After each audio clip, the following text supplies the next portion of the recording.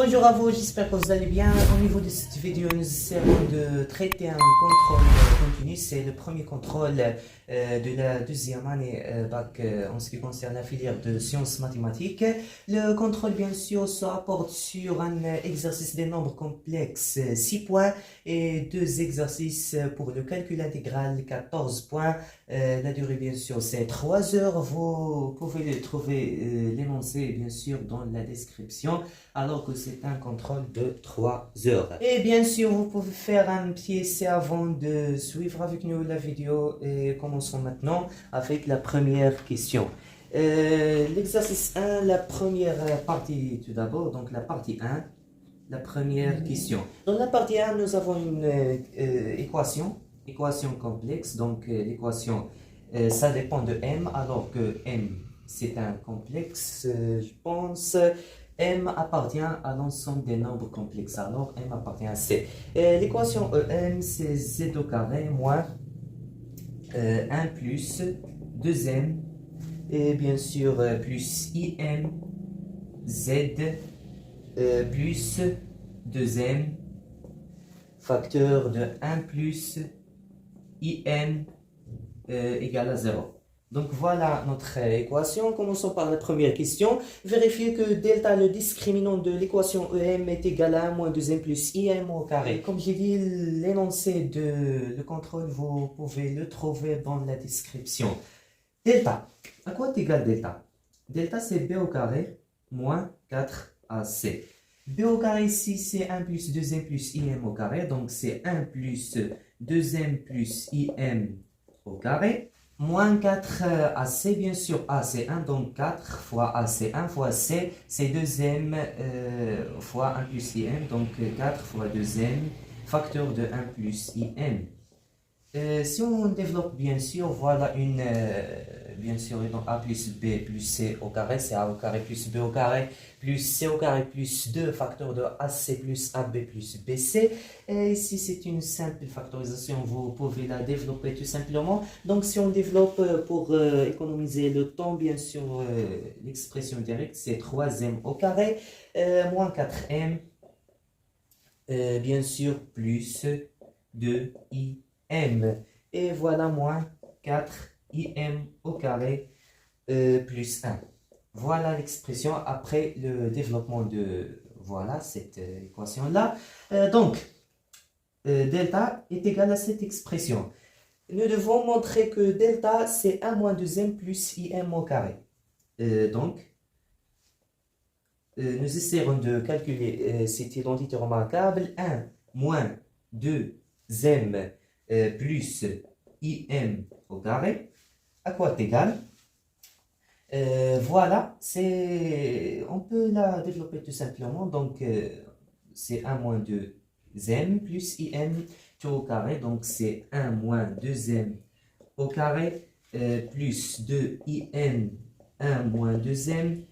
Plus im au carré, c'est tout simplement i au carré fois m au carré, donc c'est moins m au carré. Et bien sûr, si on développe ici, c'est 1 moins 4m plus 4m au carré plus 2im, 2im fois moins 2, donc c'est moins 4im au carré moins m au carré.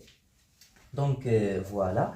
C'est la même expression ici de IN, 4m au carré moins m au carré, donc c'est tout simplement 3m au carré. Voilà.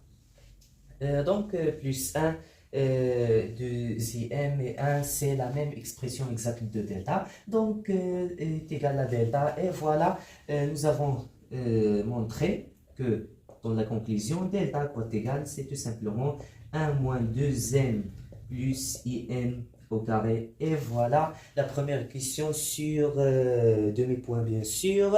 La deuxième question, résoudre dans cette équation EM. Après trouver cette expression de discriminant, nous devons maintenant calculer ou bien résoudre cette équation EM.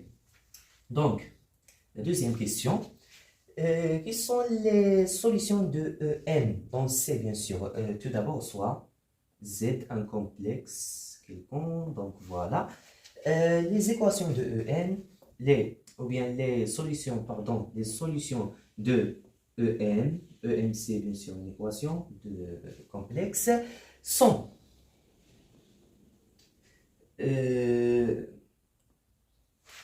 voilà, moins B moins delta, c'est ce delta-là, voilà, soit tout d'abord, ou bien on n'écrit pas de problème sur 2A et moins B plus delta sur 2A.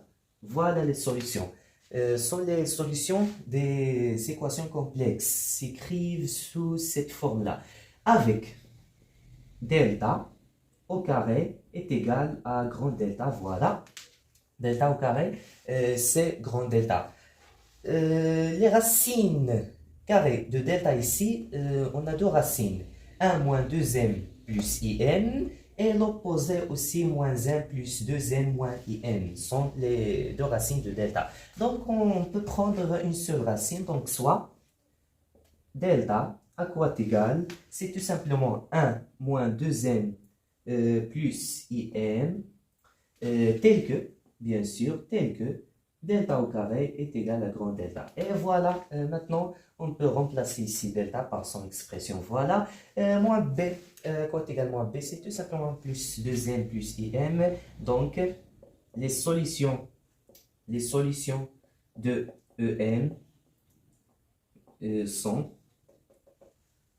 voilà, la première solution, moins b, donc c'est 1 plus 2m plus in, moins delta, voilà, moins 1 plus 2m moins in, sur 2a, a c'est bien sûr 1, donc sur 2 tout simplement. Et la deuxième solution, 1 plus 2m plus in, maintenant plus delta, donc c'est plus cette expression, plus 1 moins 2m plus in, sur 2a c'est tout simplement 2, et voilà.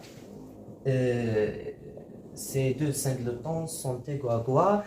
Donc, 1 moins 1 s'élimine comme ça. IM avec moins IM s'élimine. Donc, c'est 4M sur 2. Donc, c'est tout simplement 2M. La première solution, c'est 2M. La deuxième solution, on a 2M moins 2M s'élimine. Donc, 2 plus 2 IM. Donc, c'est tout simplement 1 plus IM sur 2, bien sûr.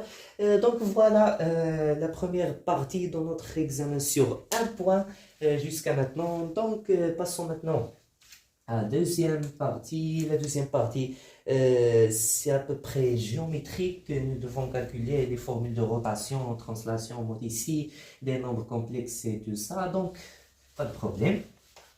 De façon sur le tableau. Bien sûr, les nombres complexes possèdent un ensemble d'astuces. Il faut seulement traiter beaucoup des exercices pour être bien. Donc, dans cette partie, dans un plan complexe, on travaille sur un plan complexe P et rapporter un repère orthonormé direct. On considère A, B, M les points d'affixe respectifs.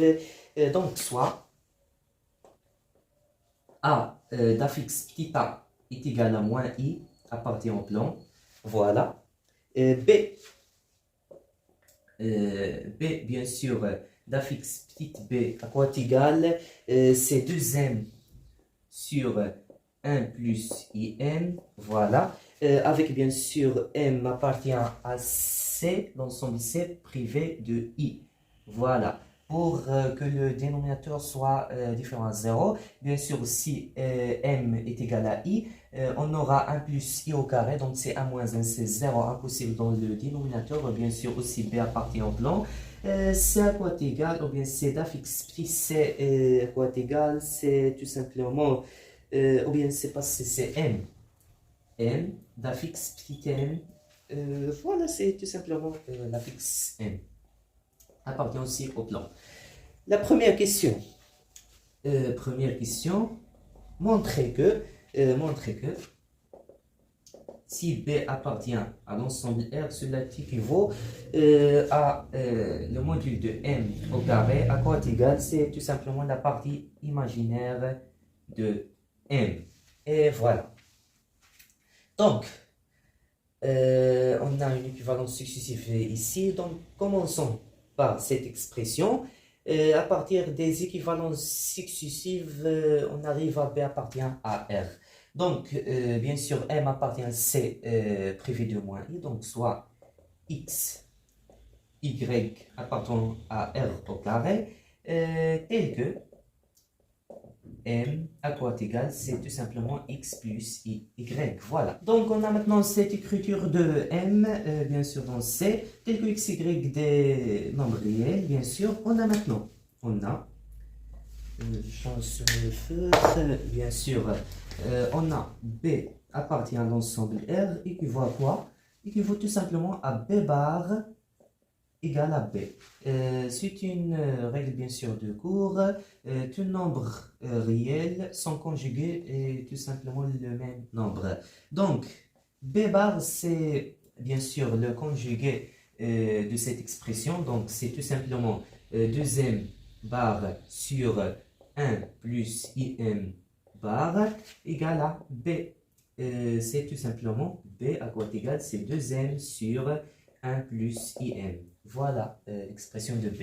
Et bien sûr, remplaçons maintenant M par son expression, mais avant, deuxième barre, c'est tout simplement 2 fois M bar, car 2 c'est un nombre réel. Les nombres réels, 2, bien sûr, c'est 2 barres, reste la même chose. Donc, ici aussi, c'est 1 plus I M bar. Voilà. Égal à quoi? 2M sur 1 plus IM. Voilà. Remplaçons maintenant M. Donc, M, c'est X plus Y. Donc, M bar, c'est tout simplement X moins Y. C'est le conjugué de cette expression-là. Donc, 2M bar, c'est tout simplement 2 facteurs de X moins Y. IM bar, bien sûr, M, c'est X plus Y. IM, c'est XI plus I au carré Y, donc moins Y. Voilà. Donc, IM bar, et on a ici IM bar. IM bar, c'est le conjugué maintenant, donc c'est moins Y, moins XI, et voilà. Remplaçons tout simplement, donc 1 plus IM bar ici, donc c'est 1 moins Y moins IX, à quoi est égal, c'est 2 facteurs de N, donc c'est X plus Y sur 1 plus IM, donc c'est 1 moins Y plus IX tout simplement. Voilà. Et que voilà quoi, maintenant on développe, on déplace le dénominateur ici, donc c'est 2 facteurs de X moins Y, facteur de 1 moins Y plus IX, à quoi est égal, c'est tout simplement 2. On peut simplifier de ici. Donc, c'est tout simplement ici X plus Y, facteur de 1 moins Y moins X. Voilà. On peut maintenant développer tout simplement. Donc, équivaut à quoi? C'est ici X fois 1, donc c'est X moins XY. On développe tout simplement. Plus IX au carré, donc moins Y. Plus y au carré, donc moins y fois ix, donc c'est moins i au carré xy, donc c'est plus xy. Égal à quoi? X fois 1 moins xy moins x au carré plus y moins y au carré. Donc, y fois moins x, donc c'est tout simplement plus xy. Maintenant, on simplifie tout simplement xy avec moins xy avec xy. On a aussi x ici, se simplifie tout simplement. Et voilà. Donc, on déplace maintenant ces termes-là ici, donc on aura équivaut à quoi?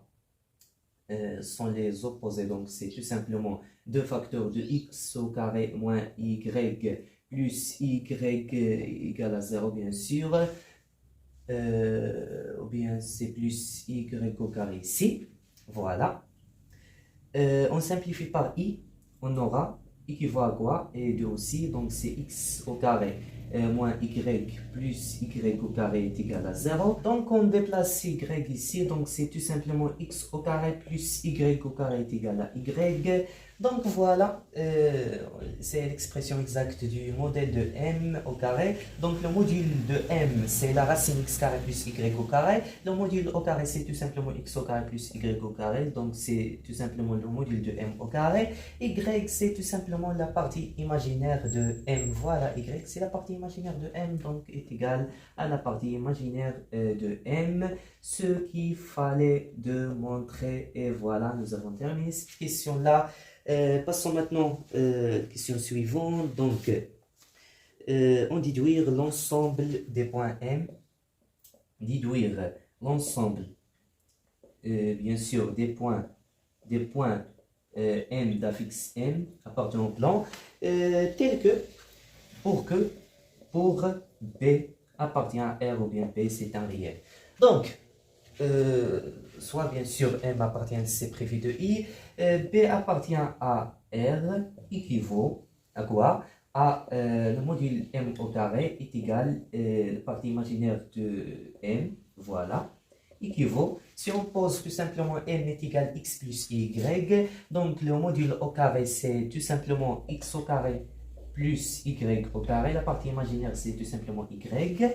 Donc ça ressemble à l'équation d'un cercle, donc on déplace y ici, donc c'est x au carré plus y au carré moins y est égal à 0. Pour avoir des identités remarquables, on ajoute 1 sur 4 et bien sûr dans les deux côtés. Donc c'est x carré plus y carré moins y plus 1 sur 4 est égal à 1 sur 4. Donc voilà, c'est l'équation exacte d'un cercle, donc c'est tout simplement x moins 0 au carré plus y moins 1 demi au carré est égal à 1 demi au carré. Voilà, c'est le rayon et sont les coordonnées de centre du cercle. Donc l'ensemble des points, par exemple, l'ensemble bien sûr des points M, etc. C'est tout simplement le cercle de centre oméga des coordonnées 0 et 1 demi, voilà, sont les coordonnées ici de oméga. Donc, le rayon 1 sur 2 au carré, le rayon ici c'est R au carré, donc le rayon c'est tout simplement 1 sur 2. Et voilà, bien sûr, l'ensemble des points M.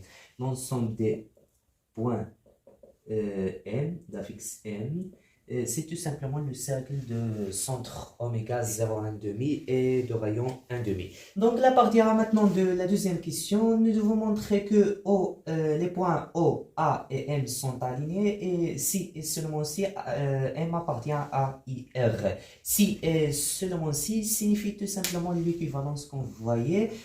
Donc commençons par O, A, M sont alignés et arrivons par des équivalences successives. A, M appartient à R tout simplement. Si vous avez des équivalences, vous pouvez tout simplement utiliser le raisonnement par équivalence successive. Bien sûr, O, c'est l'origine de repère. O, c'est le point de coordonnées x égale à 0, y est égal à 0 tout simplement.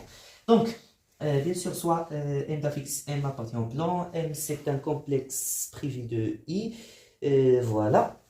Donc, O, A et M sont alignés. Voilà, alignés. Et qu'il faut tout simplement l'affixe de O moins l'affixe de A moins l'affixe de M sur l'affixe de O moins l'affixe de M et appartient à l'ensemble des nombres réels. Donc, équivaut à quoi? L'affixe de O, c'est tout simplement, ou bien l'affixe de A moins l'affixe de M, la même chose. L'affixe de A moins l'affixe de M sur l'affixe de O, c'est tout simplement 0 moins l'affixe de M, appartient à l'ensemble des nombres réels, bien sûr. Voilà. Donc, remplaçons maintenant l'affixe de A, c'est tout simplement moins I, équivaut, moins I moins M sur moins M appartient à l'ensemble réel. Multiplions par moins le numérateur et le dénominateur, bien sûr, on aura I plus M sur M appartient à l'ensemble des nombres réels. Donc, on peut tout simplement simplifier ici ou bien décomposer le dénominateur. Donc, on aura équivalent à I sur M plus 1 appartient à R. Puisque 1 appartient à R, donc pour que cela appartient à R, tout simplement, il faut que I sur M appartient à R. Donc, équivaut à I sur M appartient à R, équivaut à I sur M est égal à, bien sûr, K, tel que K appartient à R. Voilà. Ou bien, puisque I est différent à 0, bien sûr, I sur M appartient à R étoile, car c'est impossible que I sur un nombre réel ou bien complexe quelconque soit égal à 0, sauf si on a dans le dénominateur plus ou bien moins l'infini. Donc, ce sont des nombres réels fixes. M, c'est un nombre complexe, fixe, donc on ne peut pas avoir ici 0. Donc, K appartient à R étoile tout simplement. C'est la même chose comme R comme R étoile, on a des équivalences ici. Donc, on peut aussi remplacer K par un autre nombre, par exemple l'inverse de P, tel que P appartient à R étoile. Je dirais pourquoi. Maintenant, on déplace P ici et M ici. Équivaut à quoi? M, c'est tout simplement égal à P fois I, tel que P appartient à R étoile. Maintenant, M, c'est un nombre, bien sûr, imaginaire pur, comme vous voyez, car M s'écrit sous la forme PI, tel que P appartient à R étoile. J'ai choisi l'inverse pour que, tout simplement, bien sûr, avoir cette expression-là, car sinon on aura 1 sur K fois I, c'est pas tout simplement clair comme P fois I. Donc voilà, c'est l'expression des nombres complexes purs, donc par équivalence, M appartient à IR. Et voilà. Et bien sûr, c'est IR étoile, car on n'a pas 0. Et voilà la question tout simplement. Passons maintenant à la question B. La question B, voilà. Montrer que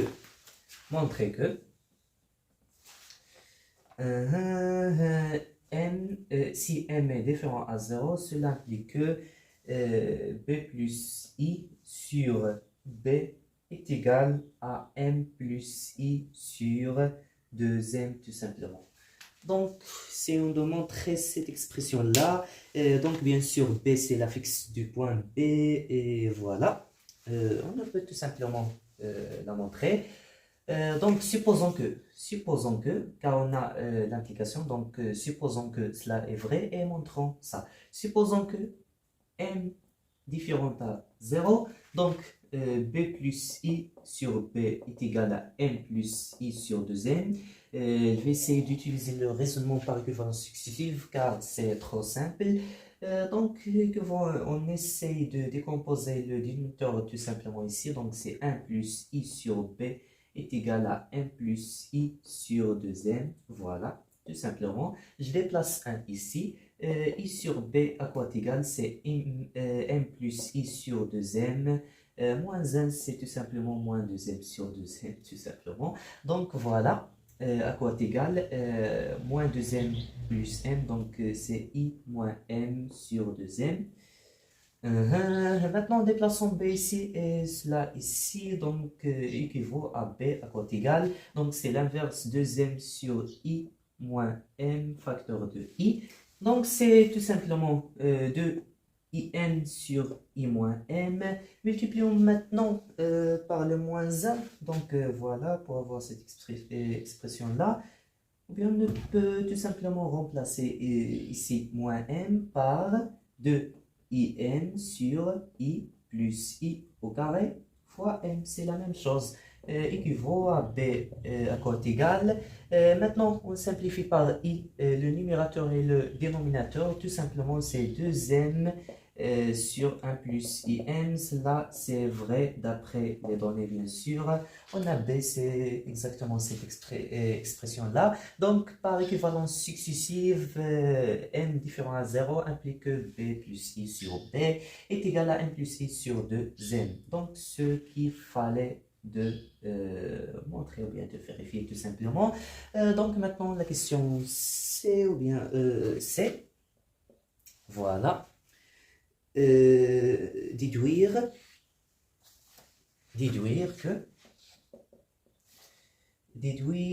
que si n différent à ou bien n'appartient pas à IR, voilà. Alors, cela implique que O, A, B et M sont cocycliques. Voilà. Cocyclique, c'est tout simplement forme un cercle. Par exemple, c'est O, A, M et B ici. Forme un cercle, c'est tout simplement cocyclique. Donc voilà. Il faut déduire cela. Donc, supposons que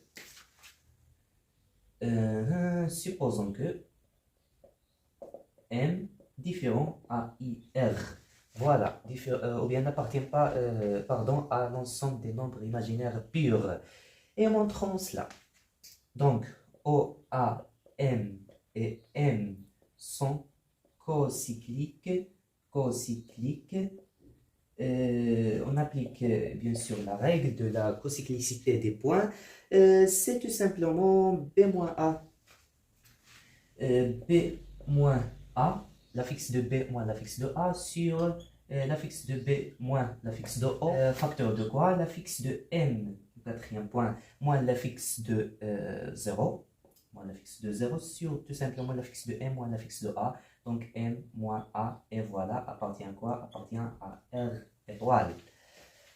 Il faut montrer ça pour dire que O, A, B et M sont cocycliques. Donc, remplaçons tout simplement B moins A. L'affixe de A c'est moins I, donc B moins A c'est B plus I sur B moins 0 c'est tout simplement B. Facteur de M moins 0 c'est M, M moins A donc c'est M plus I appartient à R étoile. Voilà. O, A, M sont alignés équivaut à M appartient à IR. Donc pour dire aussi que O, A, B et M sont cocycliques, il faut que O, A, M ne sont pas alignés. Et on a supposé que M différent à IR ici pour que qu'ils soient alignés, cela est équivalent à M appartient à IR. Donc c'est ici on peut dire tout simplement B ou bien O, A, B ne sont pas bien sûr alignés et pour remplacer B plus I sur B par M plus I sur 2M et simplifier ici, il faut que M soit différent à 0. On a supposé que M n'appartient pas à IR et on a 0 appartient à IR car 0 c'est I facteur de 0. C'est l'expression des nombres imaginaires purs, donc 0 appartient à IR. Donc M n'appartient pas à IR implique que M est différente à 0. Donc, pour utiliser cette expression-là, et on a aussi vérifié que O, A, B ne sont pas alignés, car M n'appartient pas à IR, comme vous voyez. Donc, car pour utiliser la déduction, bien sûr, utiliser les questions précédentes. Donc, voilà. On efface maintenant cette partie-là. Donc, ne sont pas alignés. Donc, maintenant, on peut dire que cela, c'est par exemple A. Voilà. L'équation A ou bien la proposition, par exemple B. La proposition B.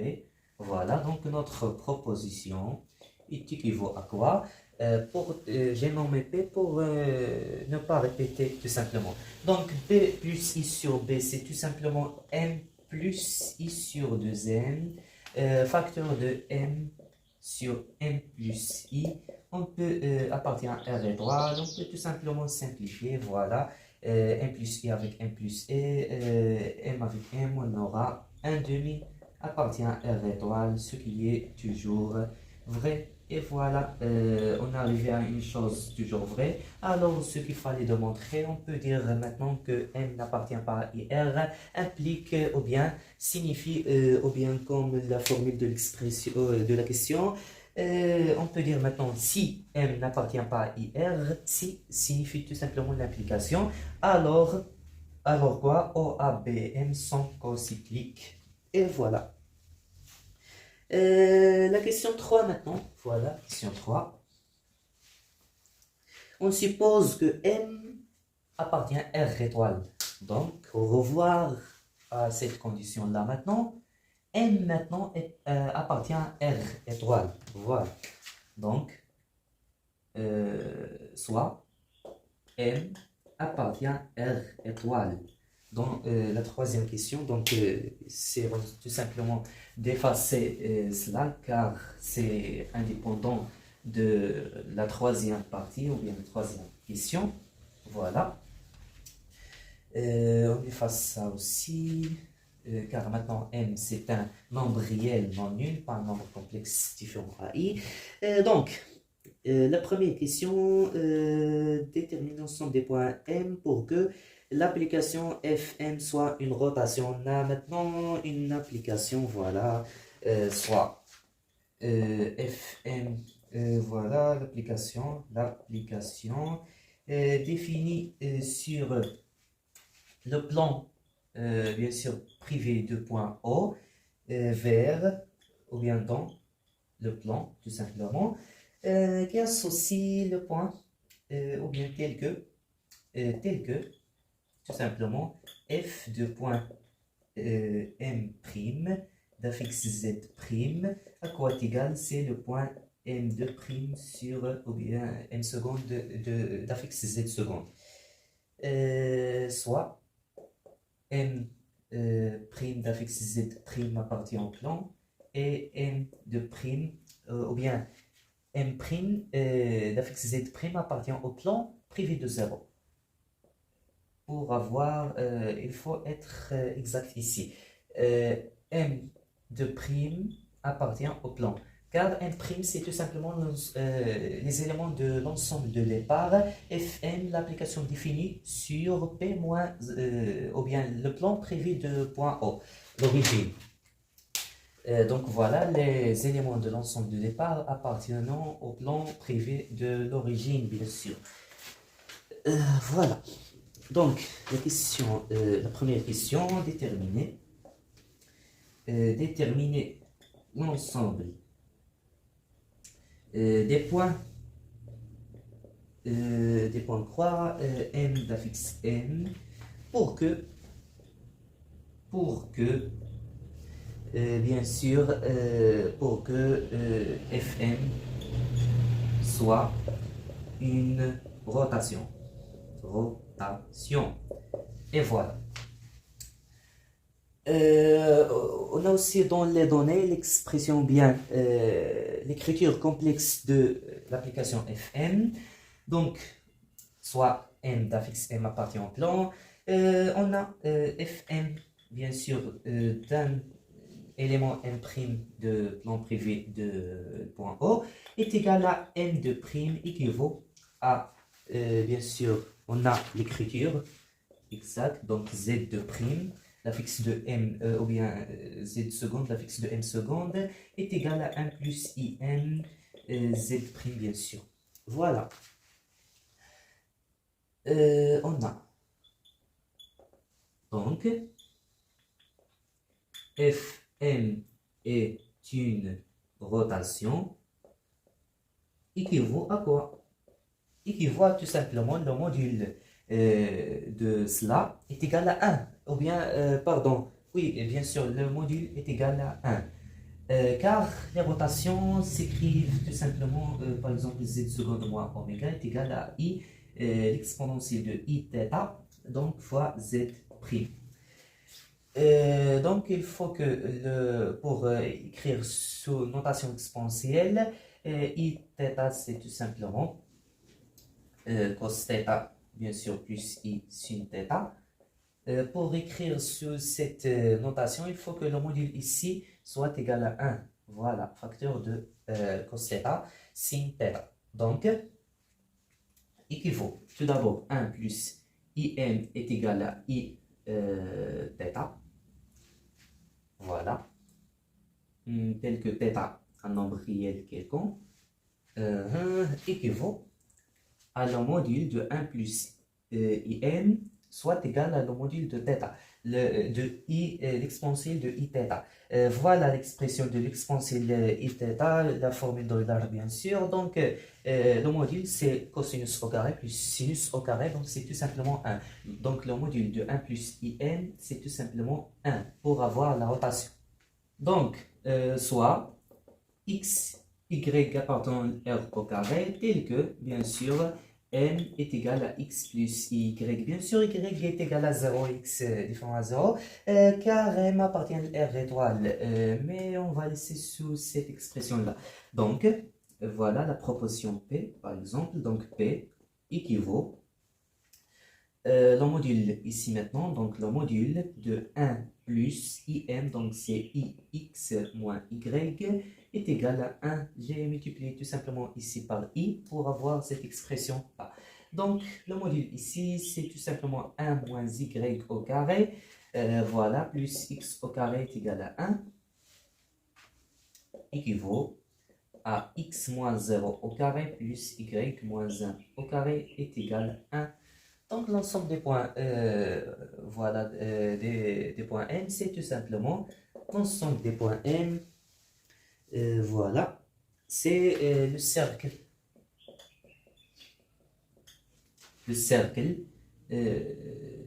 ou bien l'ensemble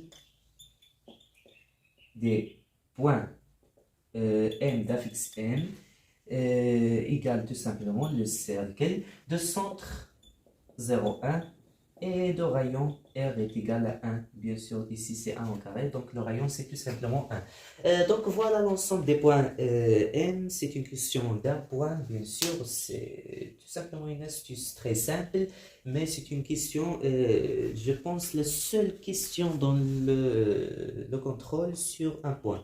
Donc la question suivante, B. Voilà. Montrer que les droites OM' et M' seconde sont perpendiculaires. Alors, on applique maintenant aussi la règle. Donc, 0M' perpendiculaire à la droite M' seconde. Donc, M' seconde équivaut à Z, ou bien l'affixe de M seconde, donc c'est Z' moins l'affixe de M', donc tout simplement c'est Z' sur Z' moins 0.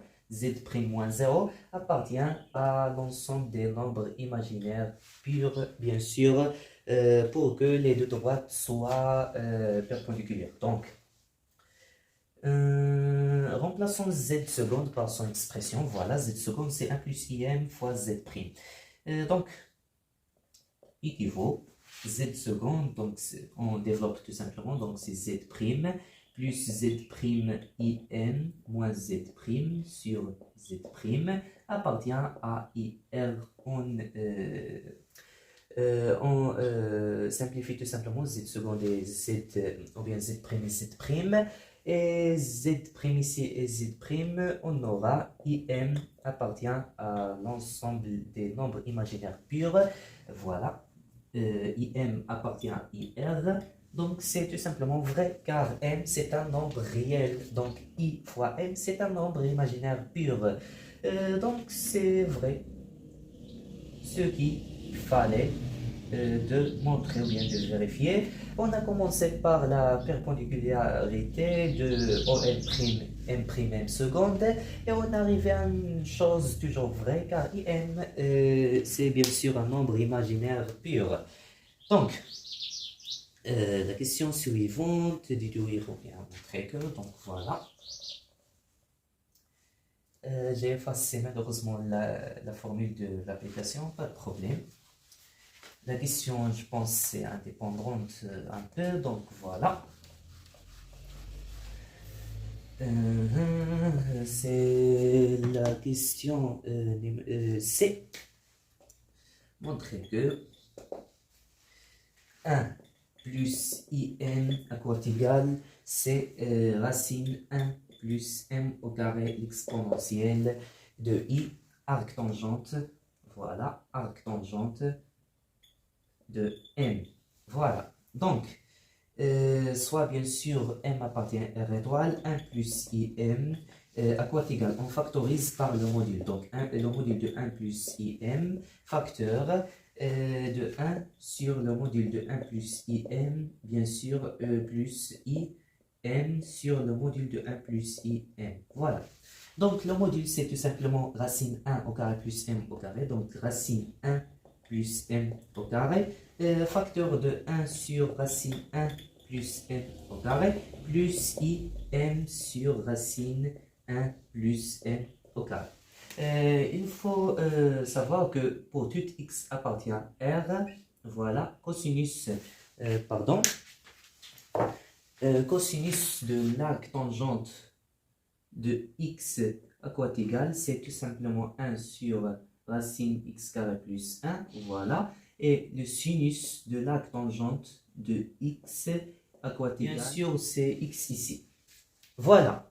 Il faut savoir ces deux expressions. La démonstration est bien sûr disponible sur YouTube et sur Internet généralement. Donc 1 plus m au carré, voilà, cosinus de l'arc tangente de n plus i, sinus de l'arc tangente de m. Et voilà, à quoi égal, c'est tout simplement 1 plus m au carré, l'exponentielle de i l'arc tangente de m bien sûr. Et voilà, la dernière question des nombres complexes. Passons maintenant.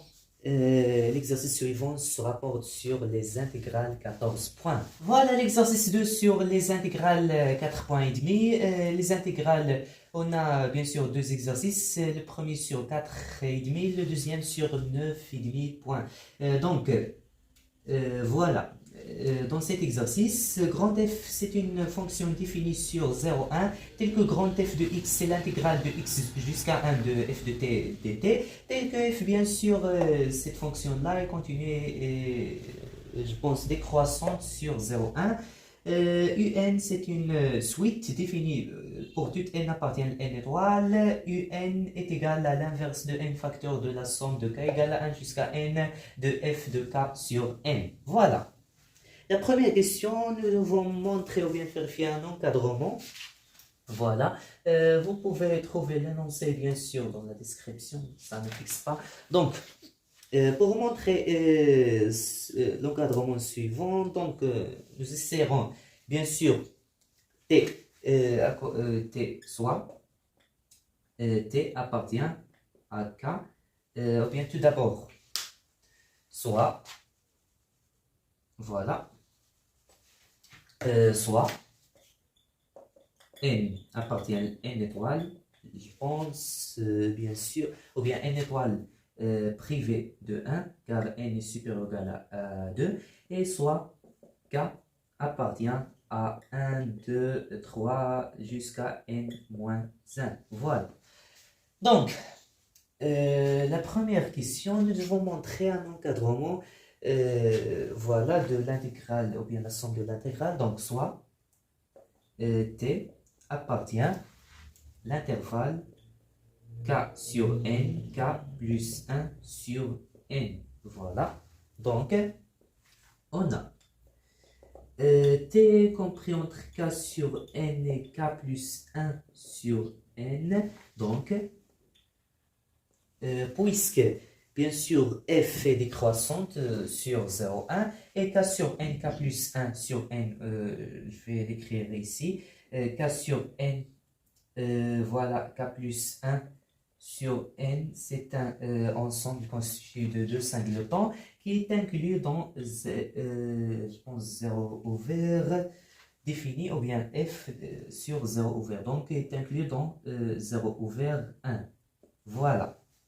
Pour dire que t appartient aussi à 0, 1. Donc, puisque f est décroissante, donc f de k plus 1 sur n inférieur ou égal à f de t inférieur ou égal à f de k sur n, voilà, car f est décroissante sur 0, 1 et t bien sûr appartient à 0, 1. D'où Maintenant, on peut utiliser l'intégrale. Donc, l'intégrale de k plus 1 sur n, k sur n ici de f de t dt est compris entre, voilà, l'intégrale de k plus 1 sur n, k sur n de f de k sur n dt. Voilà, f de k sur n, c'est une constante par rapport à l'intégrale, car le variable ici, c'est t. Donc, c'est tout simplement l'intégrale de 1 entre ces bornes-là. Donc, aussi l'intégrale de k plus 1 sur n, k sur n, f de k plus 1 sur n dt. Voilà aussi f de k plus 1 sur n, c'est une constante.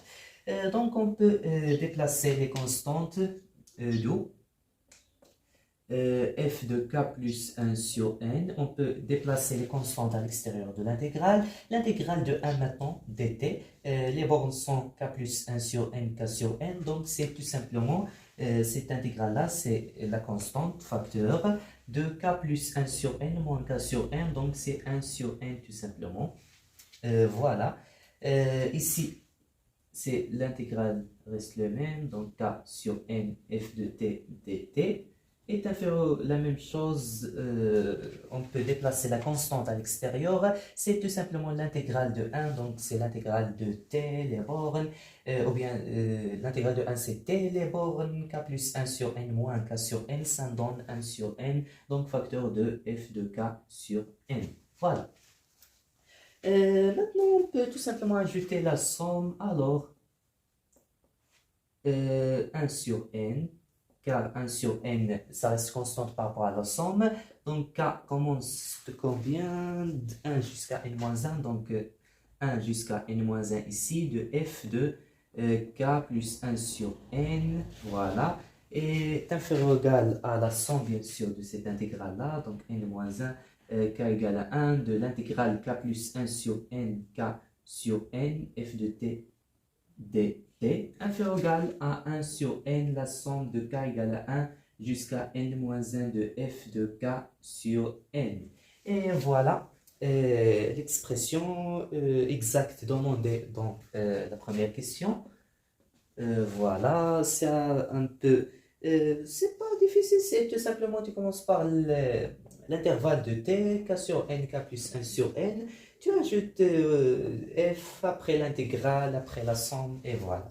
Donc, la deuxième question. Voilà, la deuxième question possède une astuce très utile. C'est tout simplement la relation de Charles, mais de nombreuses fois, une fois. Donc, soit n, bien sûr, un entier supérieur ou égal à 2. Voilà, f de 1 sur n. F de 1 sur n, voilà l'expression de f, on remplace tout simplement x par 1 sur n, donc c'est 1 ici, place de x, 1 sur n, voilà, f de t dt. Pour montrer que c'est la somme, donc 1 sur n, donc c'est tout simplement l'intégrale de 1 sur n jusqu'à 2 sur n de f de t dt. Voilà, pour appliquer la relation de Charles, voilà 2 sur n jusqu'à 3 sur n, f de t dt, et ainsi de suite jusqu'à l'intégrale de n-1 sur n, jusqu'à n sur n, c'est tout simplement 1 de f de t dt. Et voilà, on peut maintenant les écrire en fonction de la somme, donc c'est tout simplement la somme de k à quoi est égal à 1, voilà, jusqu'à k égale à n-1, voilà, le dernier terme ici.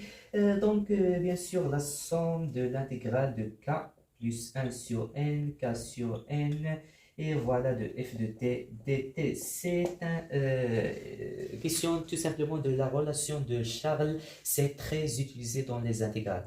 La question suivante, c'est maintenant montrer que pour tout n appartient à n. Donc, dans cette question-là, on va utiliser cet encadrement-là. Et bien sûr, u de n, voilà l'expression de u de n. Donc, tout d'abord, soit, voilà, n appartient à n étoile, je pense, ou bien supérieur ou égal à 2, donc soit n étoile privé de 1, n étoile privé de 1. il faut montrer, montrer bien sûr un encadrement de la suite UN. Donc, on a, d'après la première, oui, la première question, 1 sur n facteur de la somme de n-1, bien sûr, commence de k égale à 1, de f de k plus 1 sur n est inférieur ou égal à cette intégrale-là. Voilà.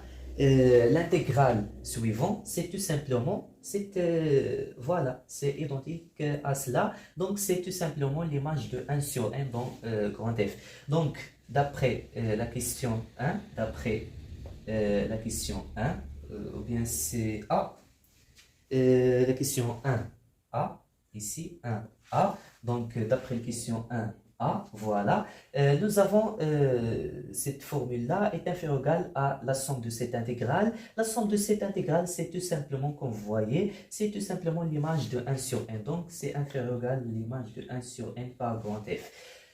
Pour avoir la formule de la suite, il faut ajouter le terme de n ici, donc par équivalence, 1 sur n de k égale à 1 jusqu'à n de f.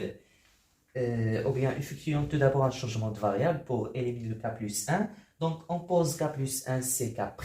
Donc, k' commence de 2 jusqu'à n, car si k est égal à n-1, alors k plus 1, c'est n, tout simplement, de f de k sur n, voilà, inférieur ou égal à l'image de 1 sur n par grand F. Donc, c'est un changement de variable, tout simplement, dans la somme. Maintenant, nous avons besoin d'ajouter le premier terme, ici, pour avoir la formule de un, voilà, cette formule-là.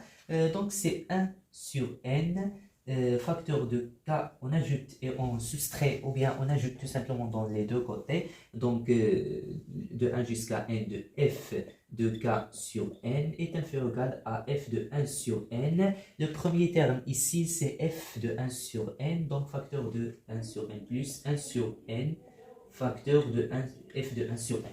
Donc, maintenant, après ajouter le premier terme, comme vous voyez, pour avoir la formule de un, on a un est inférieur ou égal à l'image de 1 sur n plus 1 sur n, f de 1 sur n.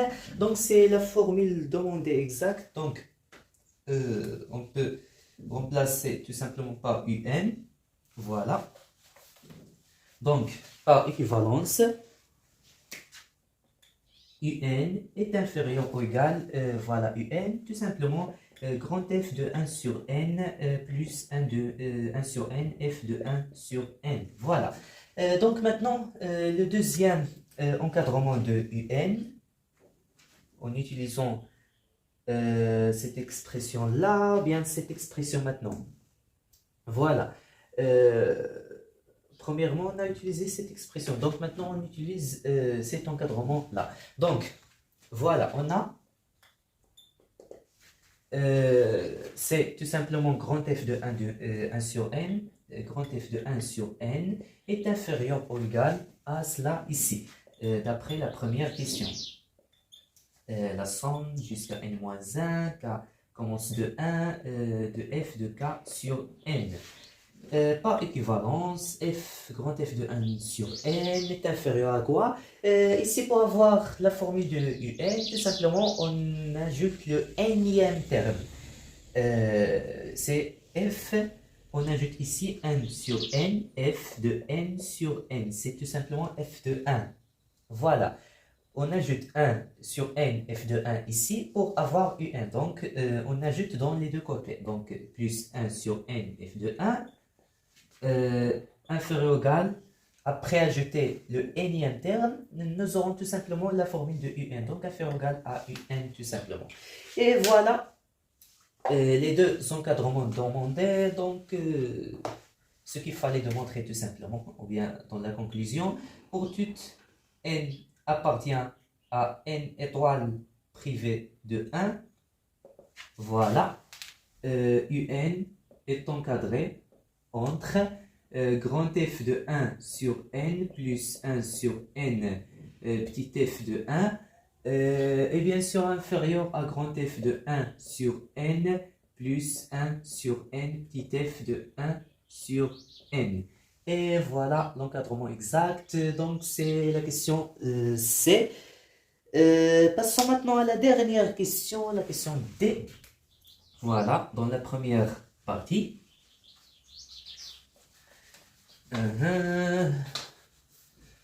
La question D, on suppose que, voilà, supposons que la limite quand x tend vers 0 plus, bien sûr, de combien de grand f de x est égal à un nombre réel L tel que L appartient à R, et bien sûr, la limite quand x tend vers 0 plus de x, petit f de x, c'est tout simplement 0. Voilà. Il faut montrer que UN est convergente et calculer sa limite. Oh là là. Donc, nous utiliserons ici ou bien le théorème de gendarme. On calcule cette limite-là, donc plus l'infini bien sûr. Cette limite-là, s'ils sont identiques, alors la limite de UN, c'est la même limite de ces bornes dans l'encadrement.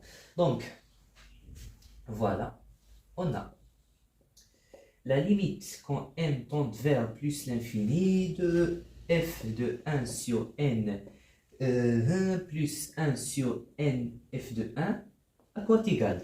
On effectue un petit changement de variable ici. On pose par exemple x c'est 1 sur n. Donc lorsque n tend vers plus l'infini, alors x tend vers tout simplement vers 0 plus. Car 1 sur plus l'infini, ça me donne tout simplement 0 plus.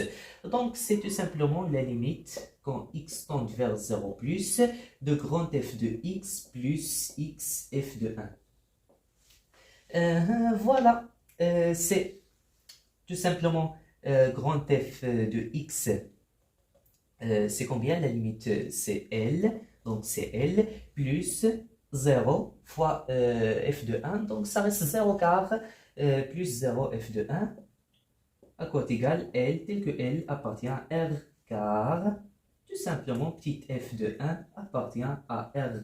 Donc 0 fois petit f de 1, c'est pas une forme indéterminée, par exemple 0 fois l'infini ou bien quelque chose, car f de 1 appartient à R, donc f de 1 est différent à plus l'infini et moins l'infini. Donc voilà la première limite de la première borne. Maintenant calculons la limite de la deuxième borne qu'on voyait. Donc, et la limite quand n tend vers plus l'infini de f de 1 sur n plus 1 sur n f de 1 sur n. La même chose, effectuant un changement de variable, c'est tout simplement la limite quand x tend vers 0 plus de grand f de x plus x f de x. Voilà, ça tend vers L et ça tend vers 0 d'après les données. Donc ça me donne L tel que L appartient à R. D'après l'encadrement précédent et d'après, en utilisant le théorème de gendarme, voilà, d'après C, l'encadrement précédent, et d'après le théorème de gendarme, voilà, on peut dire maintenant que la limite de UN est égale à L tel que L appartient à R, car tout simplement la limite des bornes dans plus l'infini est égale à L, donc tout simplement la limite de UN c'est aussi L tel que L c'est un nombre réel. Et voilà la première partie, passons maintenant à la deuxième. Donc voilà la deuxième partie maintenant, on a les mêmes conditions de la première ou bien les mêmes données de la première partie, sauf que petit f maintenant est continu, bien sûr continue et croissante, pas décroissante, croissante, voilà, croissante sur l'intervalle 0p fermé, donc 0 ici p, voilà, les conditions restent les mêmes. Voilà, la première question, soit bien sûr appartient à une étoile privée de pas 1, ici c'est seulement une étoile, voilà. Et K appartient à 0, 1, 2, on ajoute tout simplement 0, 1, 2, 3 jusqu'à n-1. Donc, montrons que l'intégrale, on a l'intégrale de K plus 1 sur combien? Sur n facteur de P, sur Kp sur n, donc de f de x, bien pardon, de la valeur absolue de nx dx, il faut montrer que cette intégrale-là donne, je ne sais pas, 2 sur n, ou bien avant, c'est le même intégral, mais à la place de la valeur absolue, il faut la remplacer par moins 1 à la puissance k, sinus de nx, sans valeur absolue. Donc, c'est pas facile. Il faut remarquer les identités triangulaires et ainsi de suite. Donc, effectuons un petit changement de variable. Par exemple, grand x est égal à n fois x. Voilà, c'est grand x. Tel que d de grand x, c'est tout simplement n dx. Donc, dx, c'est 1 sur n grand d de x, bien sûr. Et si x est égal à k plus 1 fois p sur n, alors nx, c'est tout simplement, on élimine le dénominateur. Donc, c'est tout simplement k plus 1 fois p. Ici, c'est kp. Donc, c'est k plus 1, voilà, fois p, kp ici. La valeur absolue de sinus, nx, c'est tout simplement grand x, on peut la remplacer par petit x, pas de problème, car x, ça dépend des bornes. Donc, d de grand x, donc dx. Dx à quoi égal, donc c'est, ou bien d de x, c'est 1 sur n d de x, donc on ajoute ici 1 sur n. Et voilà. Pour éliminer la valeur absolue maintenant, il faut tout simplement prendre les cas de cas. Donc, premier cas, ou bien si k paire, donc k égale à 2p, tel que p appartient à n, voilà. Ici, bien sûr, tout d'abord, soit, voilà, soit x appartient à cet intervalle-là, donc appartient à kp, k plus 1 fois p. Voilà. Donc, si k maintenant est pair, donc k égale 2p, tel que p appartient à n, donc kp est égal à 2p fois p, et k plus 1 fois p, c'est tout simplement 2p plus 1 fois p. Maintenant, nous utilisons le cercle trigonométrique. Voilà, le cercle trigonométrique. Ici, c'est 0. Ici, c'est p. Voilà le sens de cercle, bien sûr. C'est plus ici. Donc, voilà. Entre 0 et p, on a quoi? 0, c'est pair, et p, c'est impair. Donc, entre 0 et p, le sinus, voilà, le sinus reste positif. Le sinus de n'importe angle ici reste, voilà, positif. Entre p, 0 et tous les nombres pairs ou bien impairs et pairs, voilà, comme ça, le sinus c'est négatif. Donc ici le sinus négatif, ici le sinus positif. Donc pour kp égale 2pp, donc c'est pair, voilà. Ou bien, pardon, k c'est pair, donc 2p fois p c'est pair, donc ici on peut dire tout simplement que le sinus de x, comment il est, c'est positif. Positif. Voilà, donc c'est une question de remarque tout simplement, il faut remarquer ça d'après le cercle trigonométrique entre 2pp et 2p plus 1 fois p, le sinus c'est toujours positif entre pair. Voilà, c'est 0p, 1 fois pair, donc entre le pair et l'impair, le sinus positif, entre l'impair et le pair ici, c'est aussi 2p, donc entre 1p et 2p, c'est négatif, donc il faut remarquer ça. Donc tout simplement, si k est égal à 2p plus 1, voilà, tel que p appartient à n, donc tout simplement, le sinus, dans ce cas-là, est négatif. Maintenant, on peut tout simplement éliminer la valeur absolue. Ou bien, avant, alors, on a sinus, ou bien la valeur absolue de sinus de x est égale à sinus de x, c'est sinus positif, donc si k pair. La valeur absolue de sinus de grand X, bien sûr, c'est tout simplement moins sinus de x si k impair. Voilà. Donc, tout simplement, on peut remplacer ici par moins 1 la puissance k. Moins, c'est tout simplement moins 1 la puissance k. Voilà, moins 1 la puissance, un nombre impair, c'est tout simplement moins. Et ici aussi, moins 1 la puissance k. Si k est pair, donc moins 1 la puissance k, ça reste 1, donc n'influe pas sur valeur absolue x égale la sinus de x. Donc voilà, les deux expressions pour cette question-là sont très très importantes. Voilà. Maintenant, notre intégrale i, donc, voilà, ça reste dans les deux cas. Le sinus de x est égal à moins 1 la puissance k. Soit pair, soit impair, la même chose. Donc, on peut remplacer la valeur absolue maintenant dans l'intégrale i, tout simplement, par moins 1 la puissance k sinus de x. Donc, c'est 1 sur n. K plus 1 fois p, donc ici c'est kp, et voilà moins 1 la puissance k, le sinus de x dx.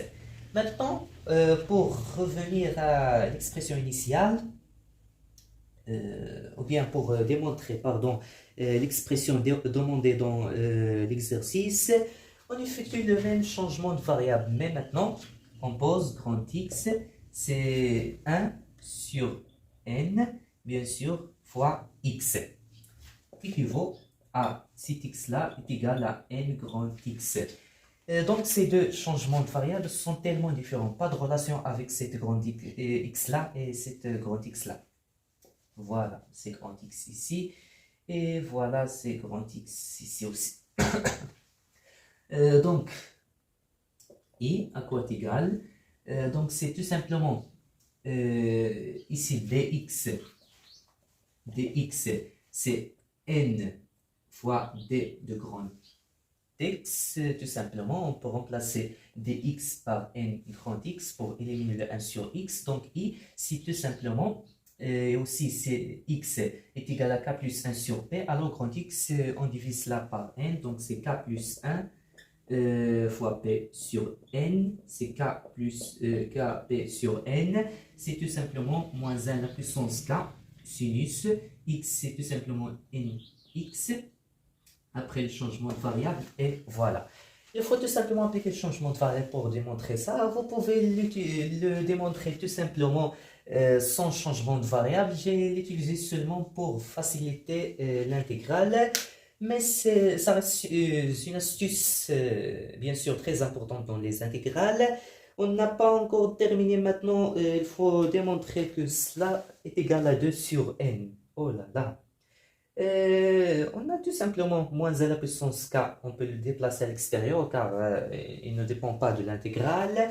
Bien sûr, le sinus de nx, la primitive, c'est tout simplement moins 1 sur n fois cosinus nx, donc pas de problème ici. Donc on peut effacer ça, voilà.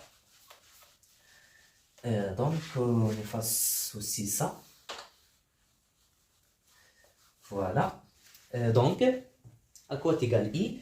K plus 1 sur n fois p, kp sur n, moins 1 à la puissance k, donc sinus de nx dx, c'est tout simplement notre intégrale cherchée. Donc on peut déplacer le moins 1 à la puissance k à l'extérieur, ça reste la primitive de sinus nx, c'est tout simplement moins 1 sur n cosinus nx. On conserve les bornes, donc c'est k plus 1 sur n fois p, donc c'est kp sur n ici. C'est moins 1 à la puissance k, facteur de moins 1 sur n, cosinus de n fois cela, donc c'est tout simplement le cosinus de k plus 1 fois p, voilà, moins, ou bien plus 1 sur n, le cosinus de kp tout simplement, et voilà. Maintenant, pour éliminer le k, bien sûr, on peut prendre les k, tout simplement. Donc, j'efface ça aussi. Si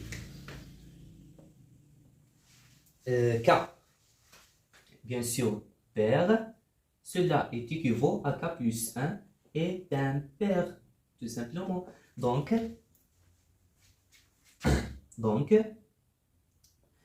cosinus de K plus 1 fois P, impair fois P dans le cosinus, ça me donne moins 1. Exemple de cos P, c'est moins 1, cos 3P, c'est moins 1, et ainsi de suite. Maintenant, si K impair, et bien sûr ici j'ai oublié, et le cosinus de Kp, c'est tout simplement, cosinus de Kp, c'est 1. Voilà, d'où moins 1 sur n cosinus k plus 1 fois p, voilà, plus 1 sur n cosinus kp, ça me donne tout simplement la somme ici, fois moins 1 sur n, c'est 1 sur n, plus 1 sur n fois 1, donc c'est tout simplement 2 sur n. On a, c'est égal à 2 sur n dans le premier cas. Si, bien sûr, k est pair et k plus 1 est impair. On va prendre le deuxième cas et on va trouver le même résultat, sauf ces valeurs-là changent. Donc, k impair équivaut à k plus 1 pair, tout simplement. Donc, cosinus de k plus 1, voilà fois p, c'est 1, tout simplement, car k plus 1, c'est pair. Cosinus de kp, dans ce cas-là, c'est tout simplement moins 1. D'où moins 1 sur n cosinus k plus 1 fois p plus 1 sur n cosinus kp. Ça me donne tout simplement 2 sur n après le calcul. Moins 1 sur n fois 1. Donc, voilà. C'est moins 2 sur n ici. Et ici, c'est moins 2 sur n aussi. Mais dans ce cas-là, moins 1 sur, ou bien on peut ajouter ici, d'où k est pair, donc cette expression-là, on peut tout simplement la multiplier par moins 1 la puissance k, ça reste la même car k est pair, donc moins 1 la puissance k, c'est 1. Donc c'est la même question précédente, on n'a pas changé aucune chose. D'où, ici, si on multiplie par moins 1 la puissance k, pour avoir cette expression-là, on obtiendra moins à la puissance k. K est impair, donc c'est moins. Donc, fois 1 sur n cosinus de k plus 1, voilà, fois p plus 1 sur n cosinus kp, ça me donne l'opposé de moins 2 sur n, donc c'est 2 sur n, car k ici c'est impair. Donc, moins à la puissance k, c'est moins. Donc, moins 1 fois moins 2 sur n, c'est tout simplement 2 sur n. Et voilà. Maintenant, je pense qu'on a réussi à calculer notre intégrale, c'est i, c'est cette intégrale-là. Voilà, c'est 2 sur n dans les deux cas, comme vous voyez. Donc, c'est 2 sur n ici et 2 sur n ici, d'où finalement i à quoi est égal. C'est l'intégrale initiale demandée. Je déplace tout simplement ici 2 sur n. Voilà. Donc, i, l'intégrale initiale, donc, j'écris ici, donc c'est k plus 1 fois p sur n, kp sur n. Voilà, de combien de la valeur absolue de sinus de n x dx. C'est tout simplement l'intégrale. On a calculé ça déjà. Donc, k plus 1 fois p sur n, kp sur n. Donc, moins 1, la puissance k, sinus n x dx. Tout simplement, c'est 2 sur n. On a là démontré pour les deux cas. Voilà, 2 sur n et 2 sur n tout simplement. Et voilà la question B. Passons maintenant à la question numéro C. Donc, question C maintenant. Question C. Voilà. On déduire un encadrement, ou bien avant, La question B. Il faut démontrer un encadrement, donc c'est pas trop difficile. C'est tout simplement, on a, il faut la laisser, donc l'expression de la valeur absolue du sinus. Donc, on peut commencer par l'intervalle de x, donc soit x appartient à combien? Donc kp sur n, k plus 1 fois p sur n, voilà. Donc f de x, on a, puisque f est continu et croissant, donc f de x est compris entre f de k plus 1 fois p sur n, voilà, et combien? F de kp sur n.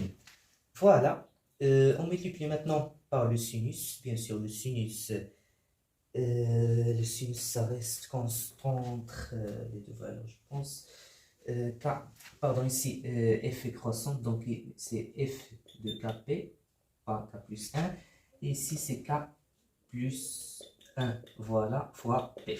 Voilà, maintenant on peut multiplier tout simplement par le sinus de valeur absolue de nx, donc d'où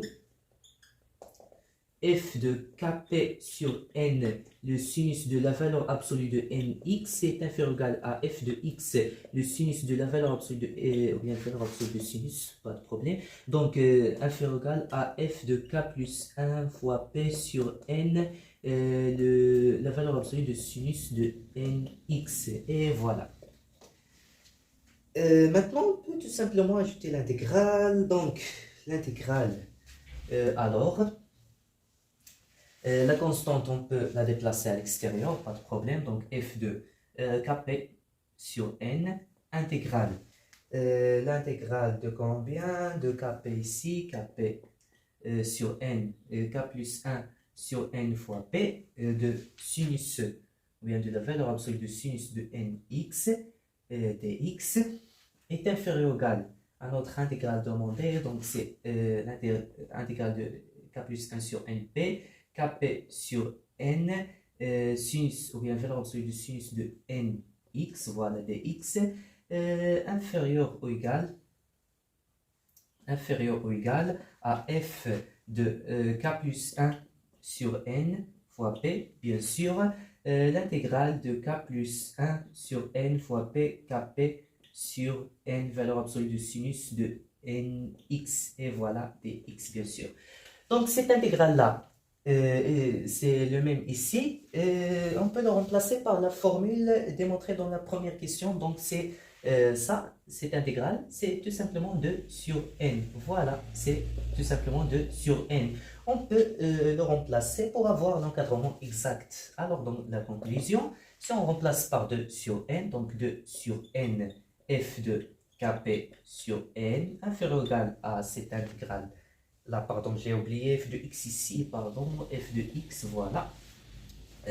On a ajouté l'intégrale sur cette fonction-là. Voilà, inférieur ou égal à l'intégrale de k plus 1 sur n fois p, kp sur n, f de x sinus, ou bien valeur absolue du sinus de nx, dx, inférieur ou égal à 2 sur n, f de k plus 1 sur n fois p. Et voilà l'intégrale exacte.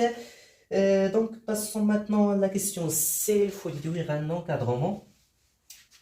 Déduire un encadrement de 0 jusqu'à p de f de x, tout simplement, la valeur absolue du sinus de nx, dx bien sûr. Voilà, il faut déduire un encadrement ici. Vous pouvez remarquer que c'est la même expression de l'intégrale, sauf que les bornes sont 0, p, pas kp sur n, k plus 1, p sur n. Tout simplement, pour appliquer la relation de Charles, on peut ajouter la somme ici. D'après b, Voilà. Si on ajoute la somme, donc on peut ajouter la somme ici. On ajoute la somme de k égale à 0 pour avoir le terme de 0 jusqu'à k égale à n-1 pour avoir ici p. Donc on ajoute la somme ici, ici et ici. Ces valeurs-là...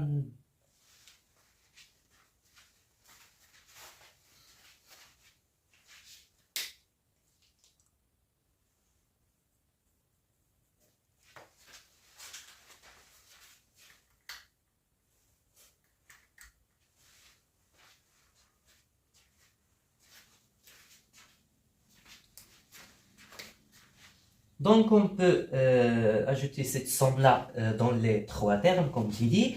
Donc, la somme de n-1 k égale à 0. Ici, on peut déplacer 2 sur n à l'extérieur, car elle ne dépend pas de la somme. Donc, f de kp sur n est inférieur ou égal. La somme, bien sûr, la somme de k égale à 0 jusqu'à n-1 de cette intégrale-là, ça donne tout simplement l'intégrale de 0p de f de x sinus ou bien une valeur absolue de sinus de x dx. En appliquant la relation de Charles, car c'est tout simplement on remplace k par, en effectuant la somme k par 0, donc 0 plus p sur n, plus p sur n ici, 2p sur n, 2p sur n, 3p sur n, 3p sur n, 4p sur n, ainsi de suite, jusqu'à np sur ncp. Donc, en appliquant la relation de Charles, on obtient l'intégrale exacte après qu'on ajoute la somme ici, ici, ici. Donc, inférieur ou égal à 2 sur n, la somme de n-1k égale à 0 de f de k plus 1 sur n fois p. Et voilà un encadrement. Comme il est demandé dans la question, la dernière question, il faut déduire que la limite de cette intégrale-là est égale à 2 sur p, voilà, fois l'intégrale de 0p de f de x. Tout simplement, on peut appliquer ici les sommes de Riemann pour avoir voilà, l'intégrale exacte. Donc, voilà. Soit n appartient à n étoile et k appartient à 0, ainsi de suite jusqu'à n-1. J'efface seulement cette somme-là car on a seulement ajouté dans les termes. Donc, voilà, j'efface aussi ici. Les sommes de Riemann maintenant, la limite qu'on intente faire plus l'infini de cette somme-là. Donc, on a tout d'abord 2 sur n fois la somme, cette somme-là, donc k égale à 0, de f de kp sur n, à quoi est égal. Donc, c'est tout simplement, pour appliquer les sommes de Riemann, c'est b-a ici. J'écris ici b-a sur n, la somme de k égale à 0 jusqu'à n-1 de f de a plus k b-a sur n. Voilà. Alors que on n'a pas ici, c'est 0 plus kp, donc a est égal à 0 avec, bien sûr, avec a, c'est un système par un intégral, donc a est égal à 0, et b, si a est égal à 0, pour avoir kp sur n, alors que b est égal à p, donc b égale à p. Donc ici, c'est p sur n, mais ici on a 2 sur n, donc on factorise par 2 sur p. Pour avoir 2 sur p fois p sur n, ça donne 2 sur n. Et voilà la formule du centre de Riemann. Est égal à quoi 2 sur p? Tout simplement l'intégrale de 0 jusqu'à p de f de x dx, les sommes de Riemann. Voilà la première somme. Nous avons obtenu l'intégrale demandée, ou bien la formule demandée. Donc c'est 2 sur p, cette intégrale-là, d'après bien sûr les sommes de Riemann. Maintenant la deuxième somme. 2 sur n, ici,